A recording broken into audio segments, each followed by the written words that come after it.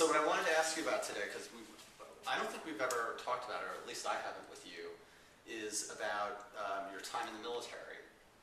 And really starting with, you know, when did you first decide to enlist and why? Well,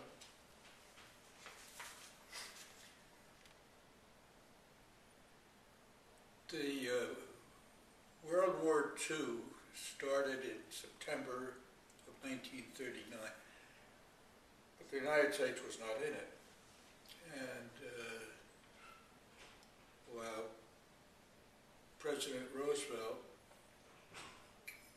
knew that, apparently knew that eventually this country would be in it, began with war preparations.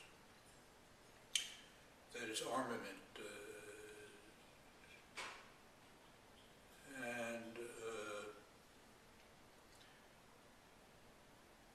It was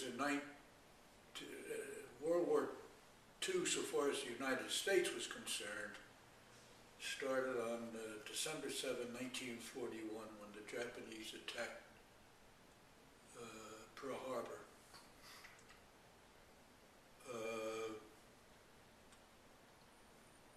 And I remember that day very, very vividly.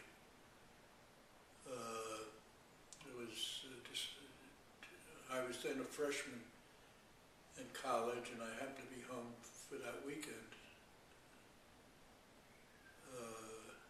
December 7th was a Sunday. And I was upstairs in our house. We lived at 26 Shepherd Avenue at the time in Newark. And I was upstairs fixing a lamp in my sister Jean's house, in my sister Jean's bedroom, rather. And downstairs, my brother Bernie was listening to the radio. This is long before there was such a thing as television. And I heard a shout. The Japanese, this was about 2 o'clock in the afternoon, the Japanese have attacked Pearl Harbor. I didn't know what that meant. I didn't know where Pearl Harbor was or what it was. But quickly we began to realize that this is before I began to consider have any concern about military service. But gradually things in this country began to change.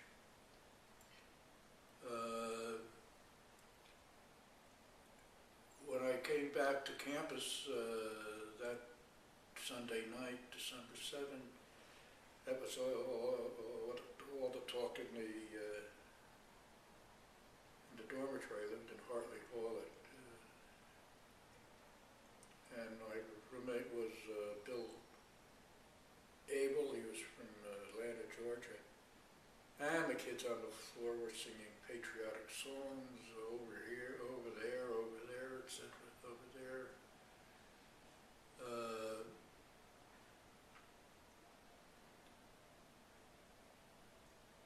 But then, as time went on, people began to realize,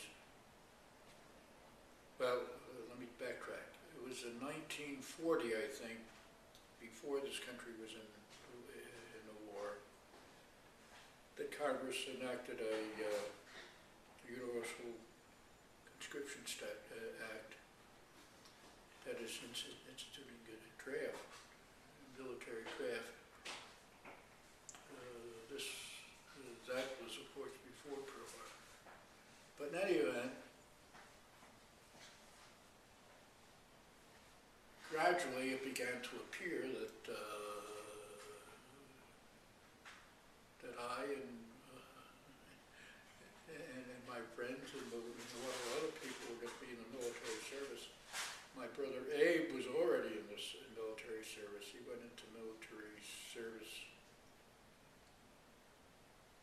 I think, before the summer of 1941.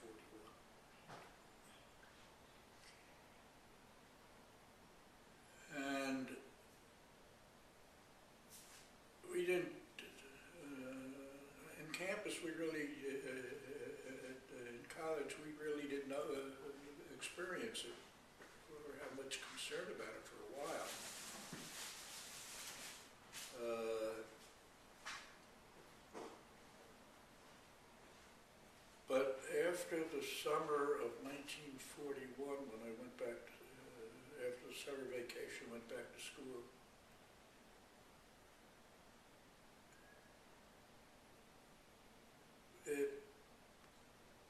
We began to think about it. There were all kinds of plans. As a matter of fact, as I recall, the Navy had, how do I describe this? The Navy established a naval midshipman school at Columbia. These were midshipmen, these were people, men who were already, as midshipmen, were already in the Navy, and the midshipman school was officer training for naval officers. They occupied a couple of the dormitories, I remember, and they'd parade out in South Field, and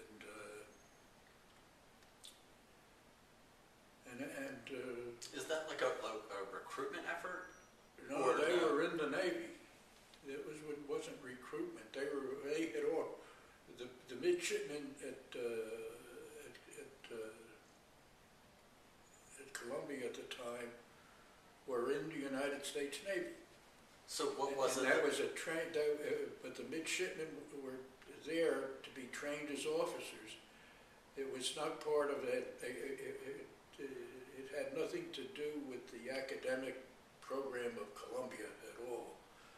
It was the Navy was really, in effect, had taken over with the consent of the administration of Columbia, a part of Columbia. And instead of and this was, to all intents and purposes, a military establishment.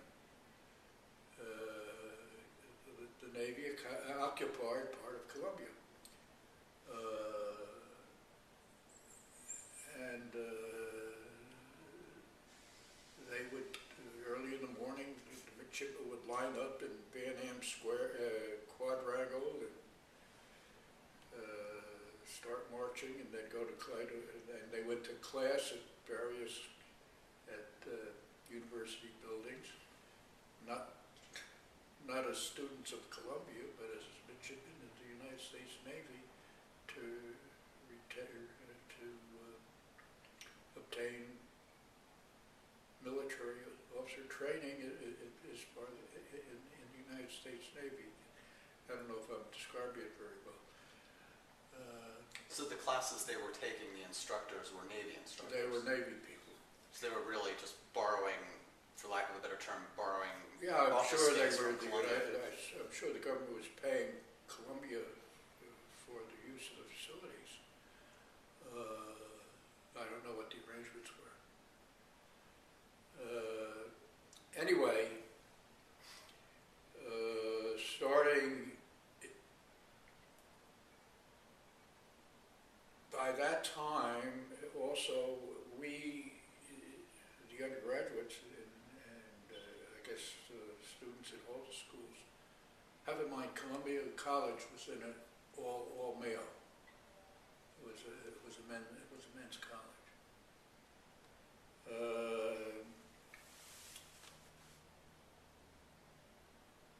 And I, as in all my friends, had registered for the draft. We were subject to being drafted. And that could happen any time. I mean, after December 7, 1941, the United States was at war. And we began, and the military had all kinds of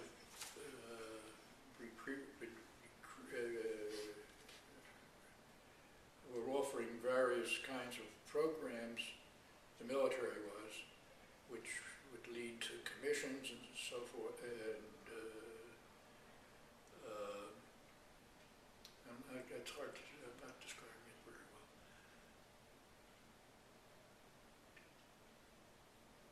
In any event, so there was people were looking, fellows at school at Columbia and other colleges were looking to enlisted programs which would defer their entry into military service for as long as possible. In other words, we were all patriots, but we weren't anxious to get into military service either. So is it like the sort of thing where if you were enrolled in medical school, Yeah, they would that defer we you got for a that? deferment. What else?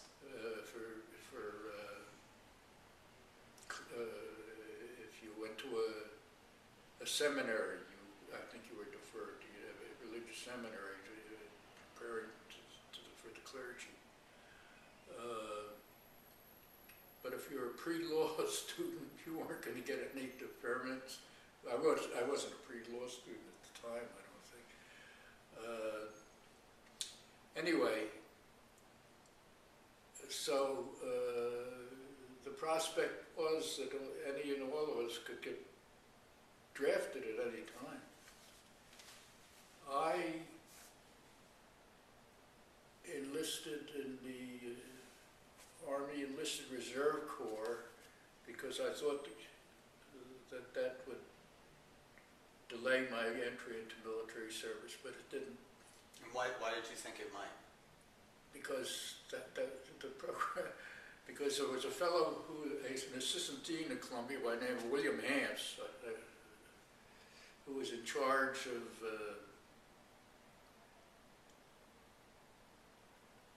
obtaining and disseminating to the student body the availability of various military programs and what for the Navy, for the Army. It's hard now. I'm not describing it very well. But in any event, I enlisted in the Army Enlisted Reserve Corps because I thought that would delay for a while my entry into military service. But then there was a program I learned of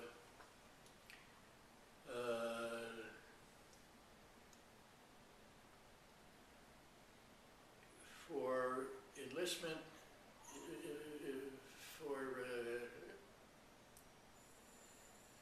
serving in the Army Air Corps, what is now the United States Air Force was not an independent branch of service at the time. The Air Corps was part of the Army. It was the Army Air Corps,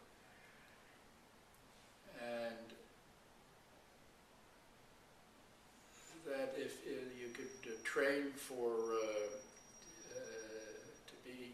you could be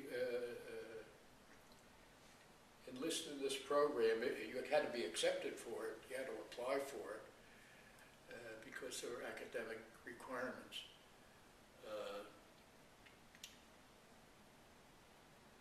But there was a program available. The Air Corps needed all kinds of specialists of all services, just all branches of service did. And the Army Air Corps had a program by which you would then become an aviation cadet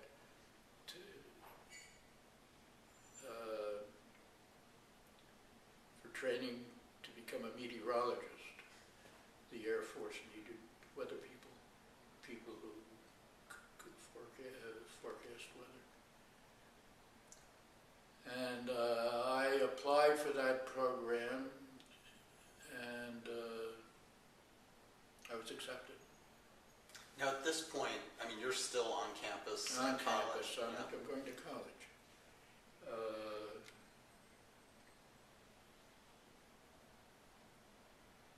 And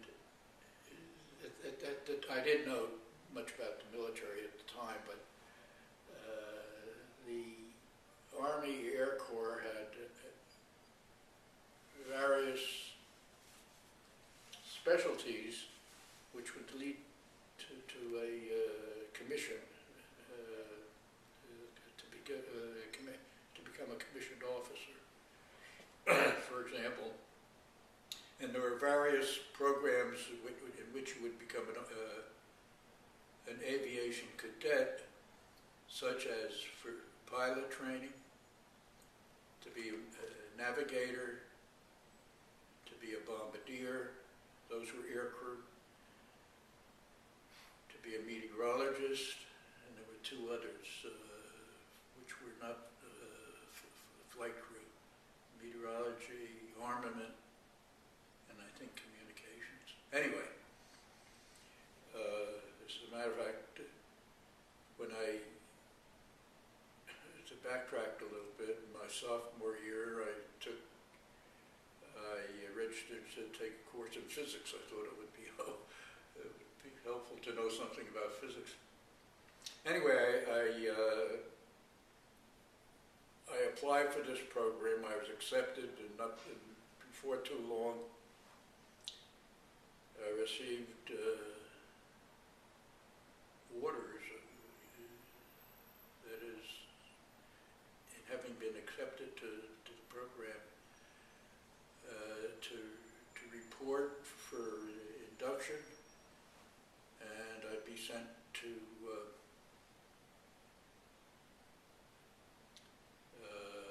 training, meteorology training. Meteorology is a branch of physics, actually. And it was a pretty extensive program. But so I left to go into military service sometime, I guess, toward the end of 1942. So this is during your sophomore year? During my sophomore year. And so, up until that point, I mean, your relationship with the military had been, I mean, you had enlisted, but, you know, your relationship with the military really exists on paper at that point. You're That's still right. going to college. Okay, and so now, in 42, you go off for training. Where do you go? My orders were to go to New York University, and at University Heights, which is in the Bronx. NYU had two campuses, one in Washington Square and University Heights. University Heights was more or less a campus atmosphere, and it was a campus. The NYU at University Heights doesn't exist anymore. New York University gave up the campus at the University Heights, and it's now, I think, part of the State University of New York. But NYU's engineering school was at University Heights, and NYU had a Department of Meteorology. And so I reported there, and when I reported there, it was an ongoing operation. There were already aviation cadets there in training for meteorologists, and I forgot what the designation was. Class such and such, with the, let's say class 12, they were already there, and they were ahead of us, and they were,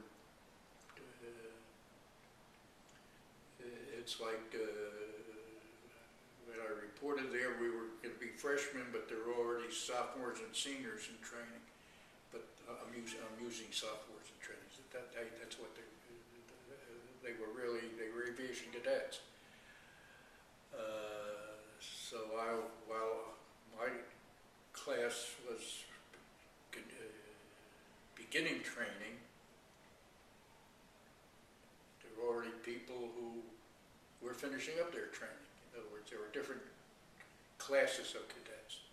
And when you go up there to NYU up in the Bronx, I mean, you're moving there, right? You're moving there. You're set up. The government the military took over several apartment houses around the campus as barracks, and we were in apartment houses which had been turned into barracks, immediately adjacent to the NYU campus in the Bronx. So is this going to be not only your training in meteorology, but also sort It of was military training too. Part of the day was a military drill, physical education.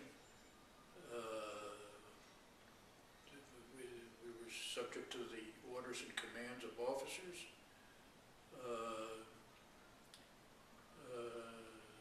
There were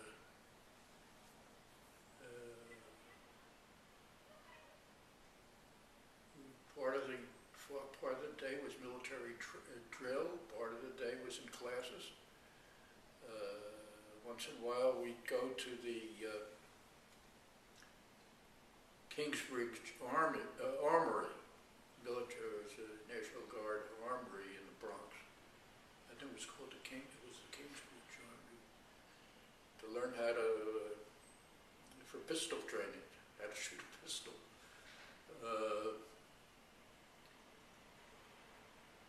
And a good part of the day was academics. Courses in physics, mathematics,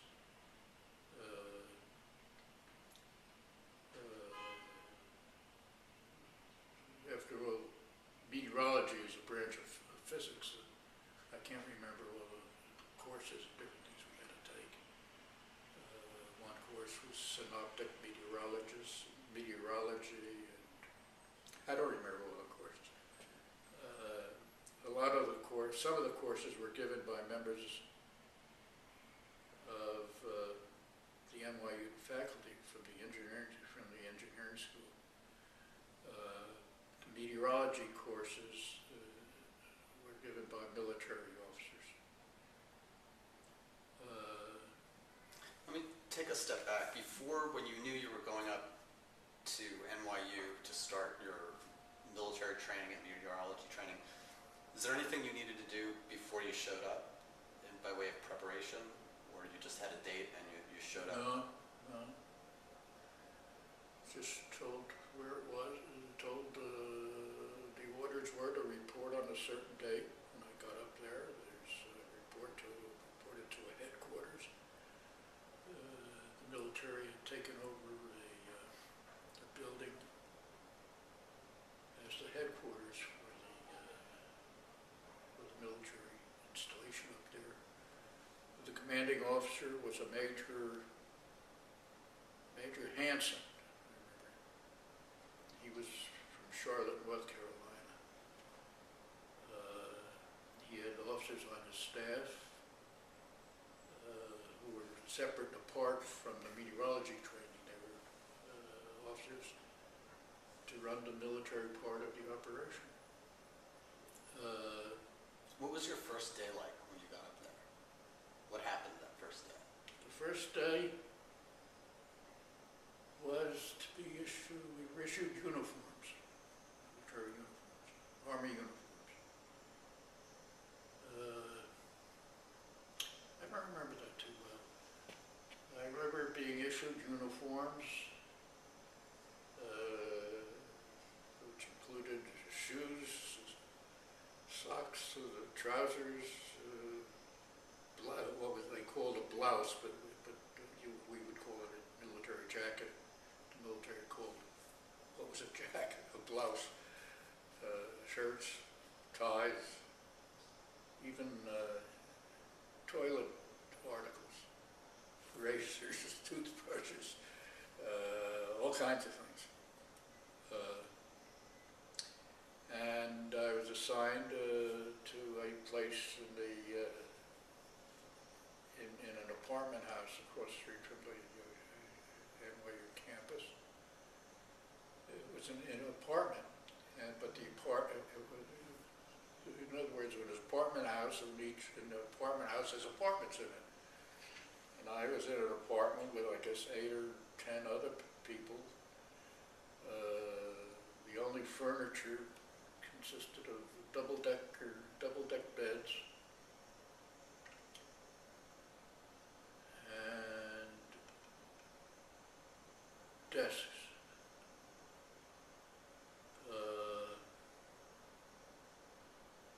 And I think footlockers.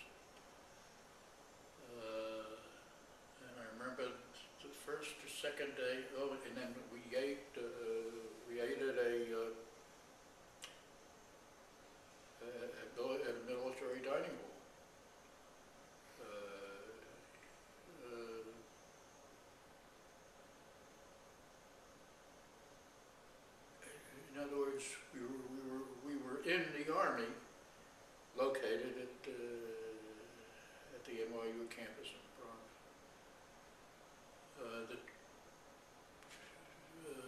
There was a sergeant, he was a staff sergeant, Phillips was his name, who had been in military, had been in the Army, I guess, since he was a young man. Phillips, I would say, was probably in his middle 30s, but had been in the Army all his life up until then, long before Pearl Harbor. And I think the first thing, I remember one of the early days, first days I was there, we had to go down to the basement of the apartment building and move some kind of stuff. I learned then never return. Phillips would ask, who's going to volunteer to do such and such, to move some kind of whatever. And the people that volunteered, he didn't choose. He chose the people who didn't really volunteer to do what he wanted to be done.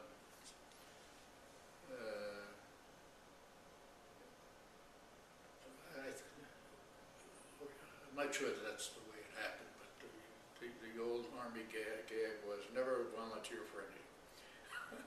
Otherwise you're going to get stuck for some unpleasant duty.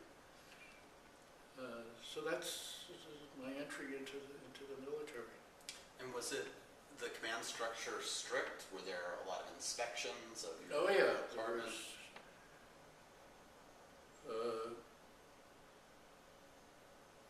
Part of the day was military drill, marching up and down, up 2, 3, 4, up and 2, 3, turn right, turn left. That took time. That was every day. Once a week there was an inspection.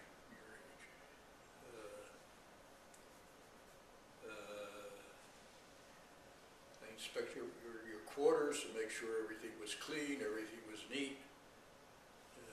Sometimes we had what was called a white glove inspection. The inspecting officer would wear white gloves and he would rub his hands across windowsills or something to see if he picked up dust. And what happened if he picked up dust? I forgot what the penalty was. You have to go running or do push-ups or?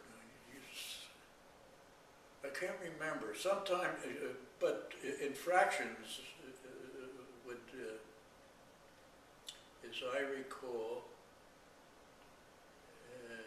if you're being punished for some kind of an infraction, you had to post guard duty, as I recall, in front of the headquarters. Headquarters was a building on the campus. It had been an old. It had been a house at one point, but it was taken over by the military and was the headquarters. That's where Major Hanson had his office, and what the administrative staff was.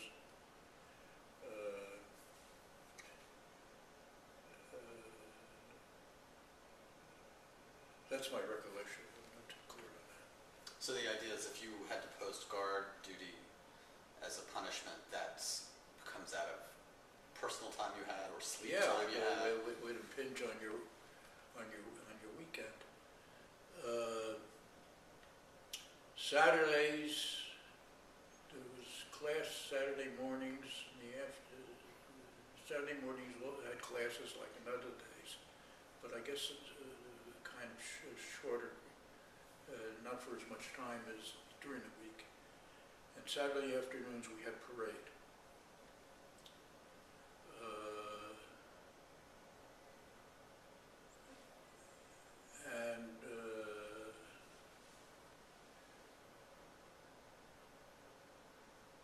The parade took place, most of, as I recall, in what had been the NYU football stadium. And we'd march up and down. We had a band. I guess there were fellows in our. I forgot what we called our. We weren't a regiment.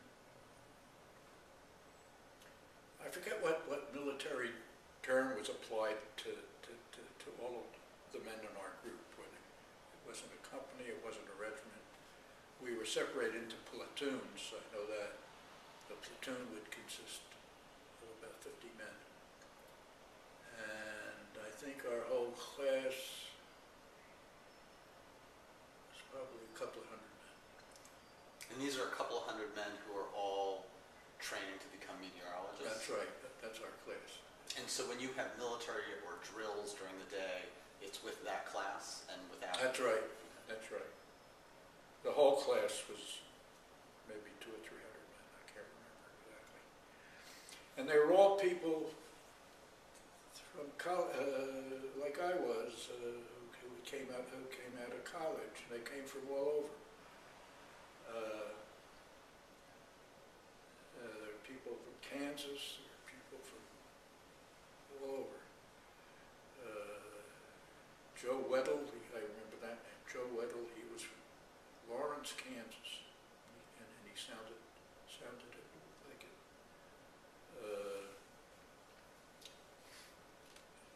I can't remember all the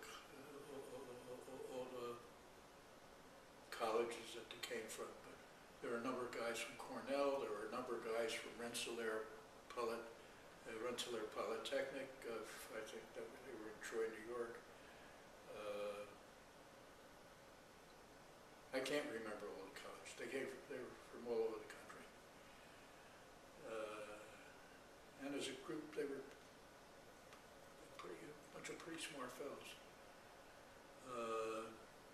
Was any of the training at that point combat related? You know, did you? Not at that point, no.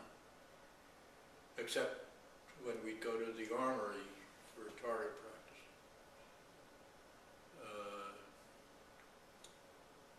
But things like infantry training and artillery, that we didn't have that at that time.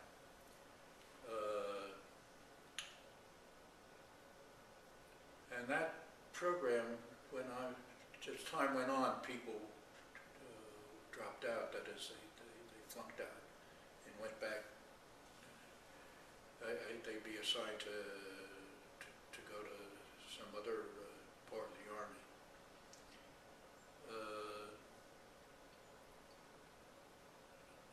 I remember, I guess, not too long after I started the program,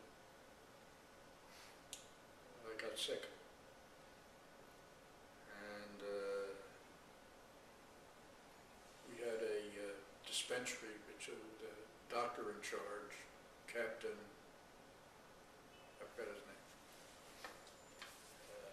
He was a medical doctor. And there were orderlies, military people who were acting as nurses, I suppose. And I was sent off to, Larry Friedland was also in that class, as a matter of fact, from Columbia. And we both caught German measles. And we were sent up by ambulance, separately I suppose, to the Army Hospital at Fort Slocum, New York.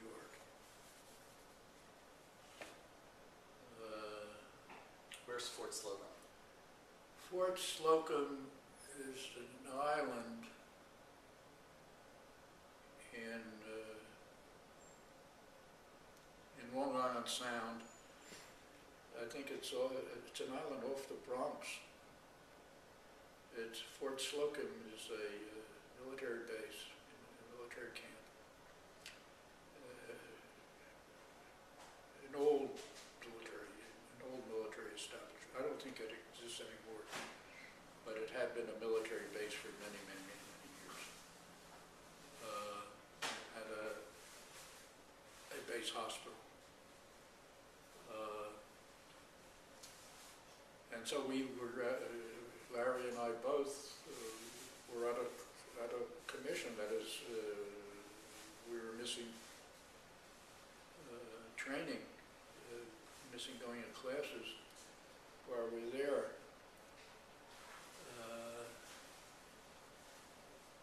And therefore falling behind should be learning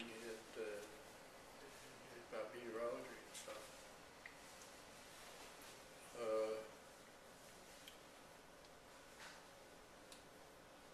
Even we were given the opportunity to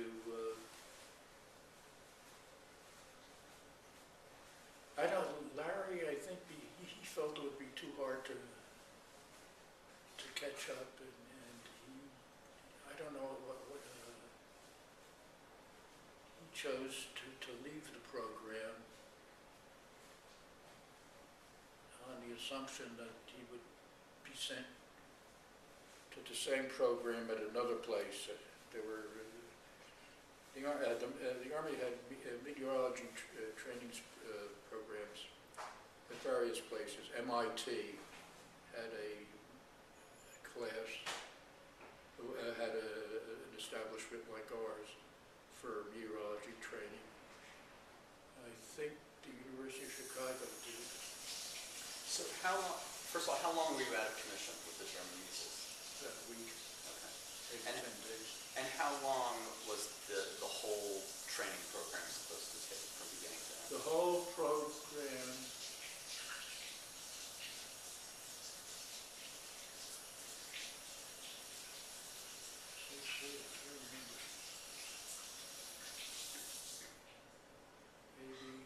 maybe a year.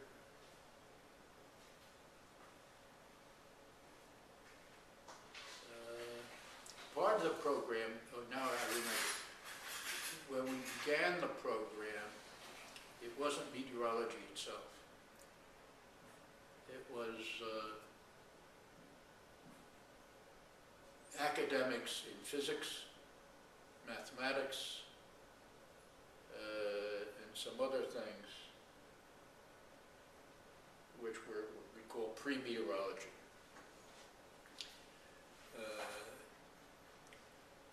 And at that point, now I'm remembering, at that point, we were not yet aviation cadets.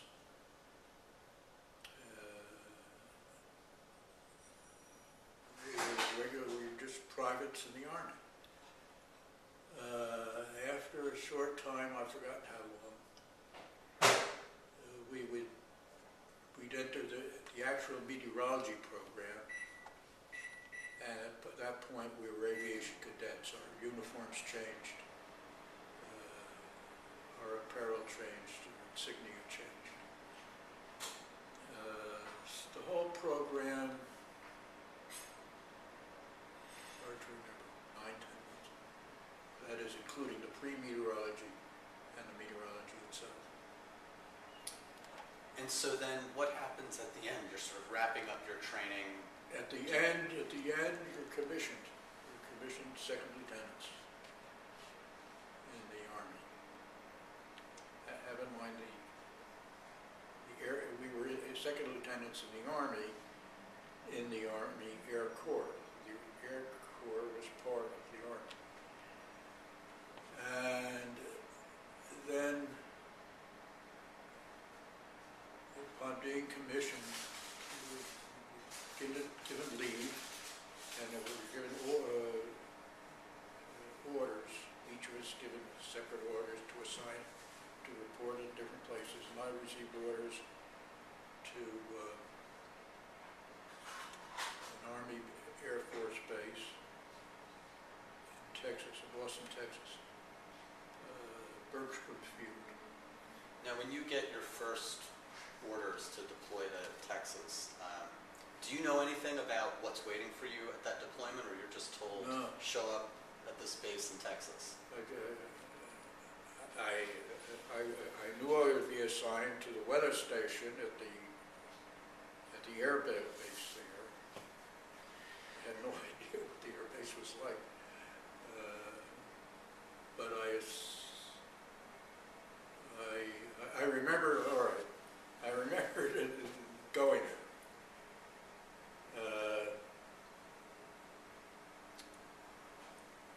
I went by train.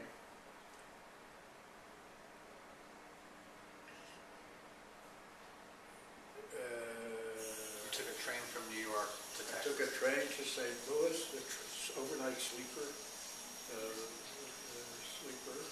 St. Louis, I changed trains to go from St. Louis to Austin, Texas. Do you remember what the railroad was? Yeah. What was it? I rode on that trip. I took the New York Central to St. Louis.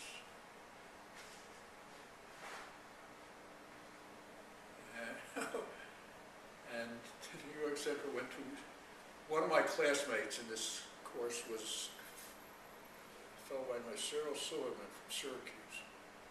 And he and I arranged that I would take the New York Central, which would go through Syracuse, and he'd get on in Syracuse, we would ride on the train to St. Louis together. At St. Louis, we separated because he was going to Texas, but not to Boston. And he went, what was the sign? I forgot what base it was. It was someplace in East Texas. And I took the MKT line, Missouri, Kansas, Texas Railroad. I remember that there was a steam engine, and every once in a while, and we went all night. I was in. I would pick up the shade. I was a sleeper in a berth. Every once in a while, the train had to stop to take on water. Steam engines have to have water. I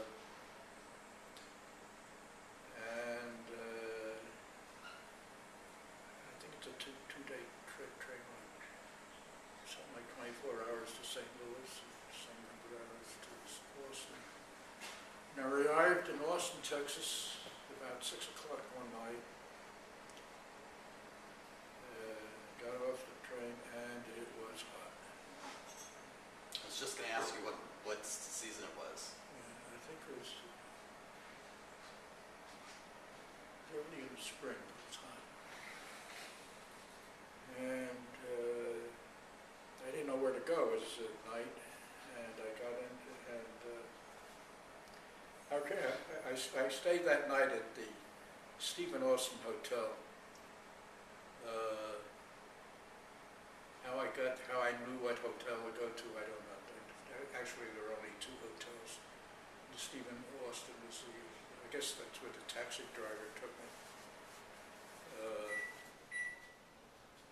So at this point, this first night, you're just on your own, finding a On place my to own. stay. The next morning, I reported to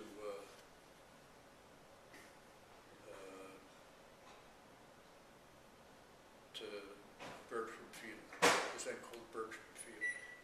Bertram is now the airport for the city of Boston. And just stepping back from it, when you were getting your orders and you're up in the Bronx, was there a sense of, what were desirable orders to get and which were, the crummy orders to get? No. I didn't know.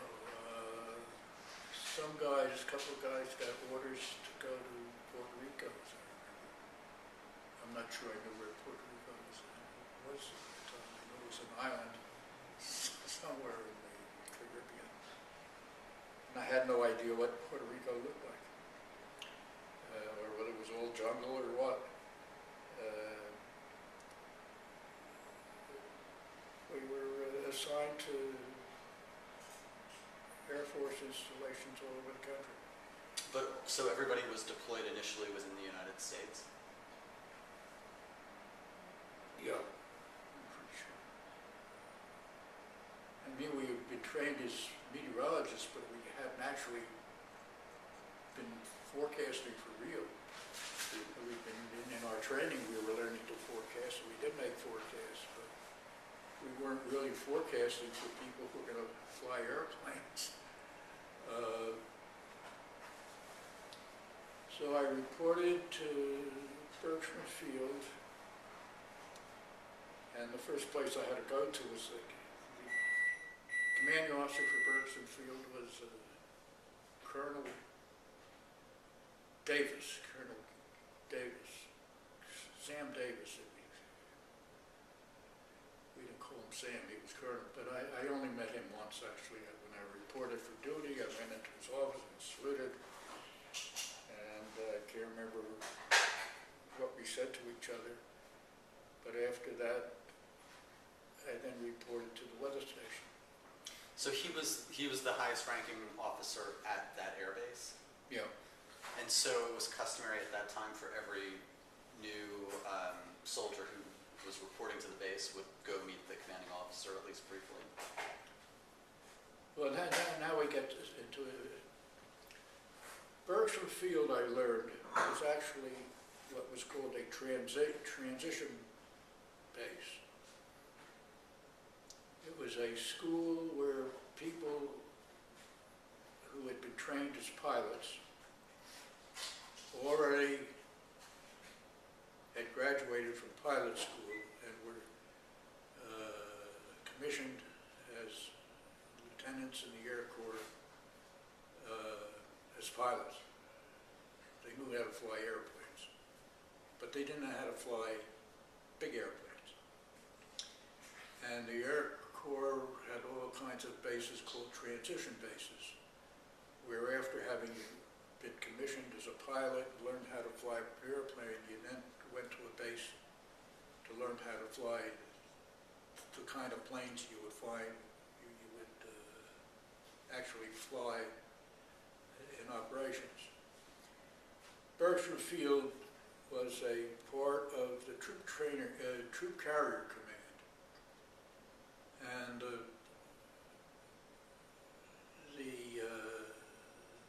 main and the function of the field was to train pilots, officer pilots, and they were then officer students actually, to learn how to fly what were C-47s. The C-47 was the civilian version of it would be the Douglas DC-3. It was a troop carrier. In other words, troop carrier was really to ferry paratroopers for drops over military operations. The troop carriers played a big role in the invasion of Normandy. The 82nd Airborne was dropped in Normandy, the 101st Airborne Division. Anyway, so the student pilots, I don't think, had to report to the commanding officer. We were the weather station. The people at the weather station were base cadre. In other words, we were assigned to the weather station, and we were not student pilots. So people who were cadre would report to Colonel Davis. I don't think the student pilots did. What does that mean, cadre? Cadre, staff, regular staff. All right, pause 1 second. I just want to check the timer. Yeah. How we doing?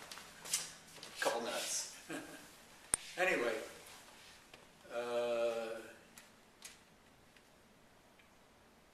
so I reported to the weather station, and the chief weather officer was First Lieutenant Wade, W-A-I-D. He had a strange way of spelling his name. Now this is another thing. The officers' quarters on the base were primarily for the student officers. Bachelor officer quarters, which were barracks. And they were called bachelor officers' quarters. The officers who were cadre, like me and the other officers and other people on the base, there were not living quarters on the base sufficient for them, and they had to find a place to live, for which you were given monetary allowance. Commons in town. And so I had to find a place to live in town.